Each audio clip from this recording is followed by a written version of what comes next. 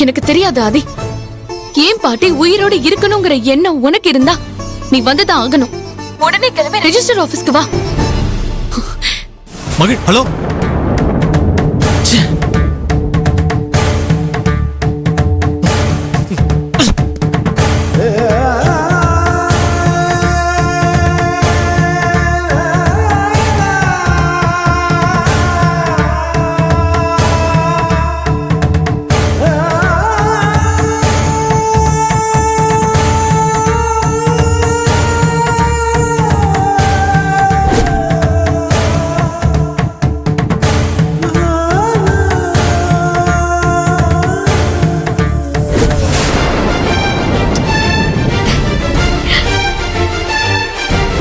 நம்ம பிள்ளைங்க 2 பேருக்கும் முன்னால மோதிரத்தை மாத்தி நிச்சயம் பண்ணிட்ட. ஆமா ஆதி, இப்பவே நான் உன்னோட வைஃப் ஆயிட்டேன். இனிமே நம்மள யாராலையும் பிரிக்க முடியாது.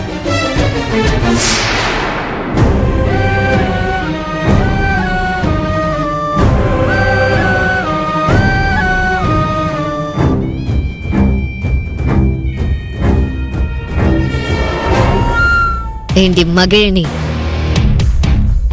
ஆதியோட மனச ஜெயிச்சுவன்னு ரொம்ப பெருமையா சொன்னல. இப்ப நான் ஆதியவே ஜெயிச்சுட்டேன்டி. இனி ஆதி எனக்கு மட்டும்தான் சொந்தம்.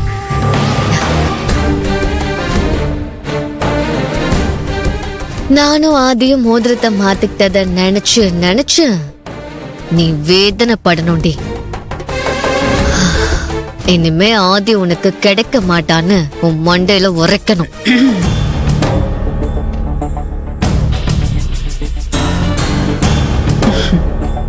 என்ன ஸ்வேதா, மோதிரம் மாத்தின சந்தோஷத்துல தனியா உட்கார்ந்து பேசிட்டு இருக்க போல? ஆமா, உங்க யாருக்கும் நான் ஆதியை கல்யாணம் பண்ணிக்கிறதுல விருப்பம் இல்லைன்னு தெரிஞ்சு போச்சு.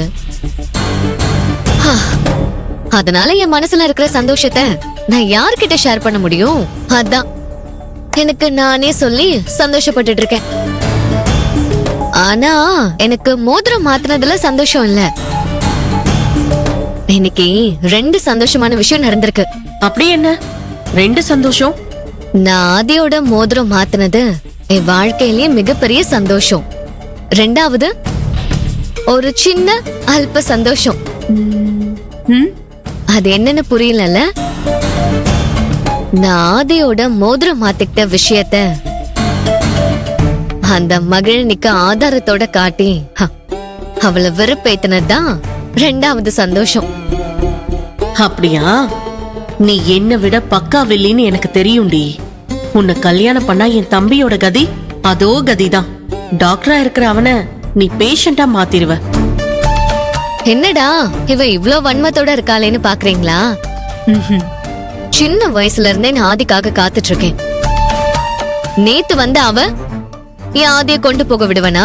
என் ஆதிய லவ் பண்ணது அவளோட தப்பு. அந்த தப்புக்காக தான் அவளை வெறுப்பேத்திட்டே இருக்கேன். இது மட்டும் இல்ல, என்னால இன்னும் அவ நிறைய அனுபவிக்க போறா.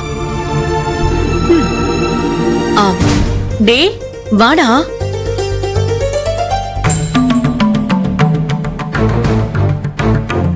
நீ மகிழினிக்கு கால் பண்ணியா? சொல்லு ஸ்வேதா, மகிழினிக்கு கால் பண்ணியா? ஆமா பண்ணு. மோதிரம் மாத்திக்கிட்ட விஷயத்த அவகிட்ட சொல்லி அவளை வெறுப்பேத்தி இருக்க. அவளுக்கு போன் பண்ணி மிரட்டுற அளவுக்கு உனக்கு யார் ரைட்ஸ் கொடுத்தது ஸ்வேதா?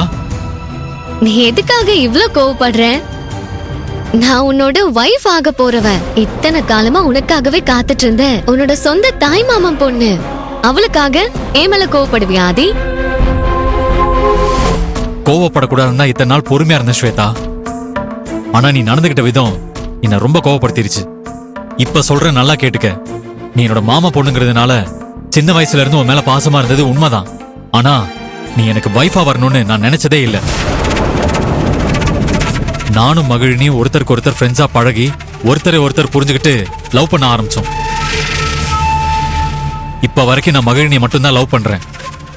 அவளைதான் கல்யாணம் பண்ணிக்க போறேன். அப்படின்னா நீ மகிழினிய லவ் பண்ற விஷயத்த போய் அத்தைக்கிட்ட சொல்ல வேண்டியதானே? அம்மா கிட்ட சொல்ல முடியாம தவிக்கிறேங்கிறது உண்மைதான். ஆனா கண்டிப்பா அம்மா கிட்ட சொல்லுவேன். அம்மாவோட சம்மதத்தை வாங்குவேன். அப்போ நம்ம 2 பேருக்கும் நிச்சயம் நடந்ததே. நம்ம 2 பேரும் மோதிரம் மாத்திக்கிட்டோமே. அதுக்கெல்லாம் அர்த்தமே இல்லையா ஆதி? ஏய், இங்க பாரு, எனக்கும் உனக்கும் நடந்தது உண்மையான நிச்சயதார்த்தம் இல்ல. அது கட்டாயத்தால நடந்தது. இதுல உன்னோட சதியும் இருக்கு. உனக்கு என் மேல உண்மையான பாசம் இருந்திருந்தா நான் மகிழினிய லவ் பண்றேன்னு தெரிஞ்சதும் நீயே எனக்கு வழி விட்டு ஒதுங்கி போயிருப்ப. என்னோட லவ்வுக்கு நீயும் ஹெல்ப் பண்ணிருப்ப. ஆனா நீ அம்மாவை கேடயமா வச்சுக்கிட்டு மகிழினிய மட்டும் இல்ல என்னையும் பழி வாங்க ஆரம்பிச்சிட்ட. நான் மறுபடியும் சொல்றேன் ஸ்வேதா, இந்த நிச்சயதார்த்தத்துல எனக்கு நம்பிக்கையே இல்ல. உன்கிட்டயே எங்க லவ் பத்தி சொல்லி உன்னை சமாதானப்படுத்தணும்னு நினைச்சிட்டு தான் இருந்தேன். ஆனா அதுக்குள்ள நீ என்ன பேச வச்சுட்ட. நீ என்ன சொன்னாலும் நான் ஏத்துக்க மாட்டேன் ஆதி. நான் உன் மேல உயிரியே வச்சிருக்கேன். ஆனா எனக்கு நீ துரோகம் பண்ணிட்ட. நான் ஒருத்தி இருக்கும்போது நீ வேற ஒருத்திய லவ் பண்ணது தப்பு. எந்த அளவுக்கு உனக்கு புரியணுமோ அந்த அளவுக்கு நான் சொல்லிட்டேன். இனிமேலாவது தயவு செஞ்சு உன் மனசை மாத்திக்க. அவ்வளவுதான் என்னால சொல்ல முடியும். ஆம் டேய், மகிழினிய லவ் பண்ற விஷயத்த அம்மா கிட்ட போய் சொல்ல வேண்டியதானே? தாராளமா சொல்லட்டும். தைரியம் இருந்தா அத்தை முன்னாடி போய் நின்னு, அம்மா அம்மா எனக்கு ஸ்வேதா வேண்டாம், நான் மகிழினிய தான் லவ் பண்றேன், எங்களை சேர்த்து வைங்கன்னு போய் சொல்லி பாக்கட்டும். அதுக்கப்புறம் என்ன நடக்குதுன்னு பாக்கலாம். ஏய், என்கிட்டே சவால் வர்றியா? எங்க அம்மாவுக்காக பாக்குறேன். இல்லனா என்னைக்கே உன்னை அவாய்ட் பண்ணிருப்பேன். ஆதி, நீ இப்படியெல்லாம் என்கிட்ட பேசுவேன்னு நான் கற்பனை பண்ணி கூட பார்த்ததில்ல. விடு ஸ்வேதா, இப்ப எல்லாமே உன் கை மீறி போயிடுச்சு.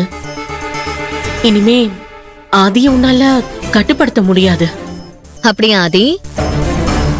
எதனால நீ என் கையை மீறி போன? நான் என்ன தப்பு பண்ண? நான் என்னோட அத்தை பையன் மேல உண்மையான பாசம் வச்சது தப்பா? அந்த மகிழினிய விட நான் எந்த விதத்துல குறைஞ்சிட்டேன்? அவ பாதியில வந்தவன். ஆனா நான் உன்னை சின்ன வயசுல இருந்தே லவ் பண்ணிட்டு இருக்கேன். என் மனசுக்குள்ள நான் உன்னை மட்டும்தான் புருஷனா நினைச்சிட்டு இருக்கேன். அத்தையும் எனக்கு ஆதரவா இருக்காங்க. வேணும்னா நீ போய் அத்தை கிட்ட சொல்லு. அப்புறம் என்ன நடக்குதுன்னு மட்டும் பாரு. ஸ்வேதா, நான் சொல்றது உனக்கு புரியுதா இல்லையா? இது என்னோட வாழ்க்கை. தயவு செஞ்சு இதுல நீ தலையிடாத. எங்க உண்மையான காதலை புரிஞ்சுக்கிட்டு மகிழினிக்கு தயவு செஞ்சு வழி விடு. அப்படியெல்லாம் என்னால உன்னை விட்டு கொடுக்க முடியாது.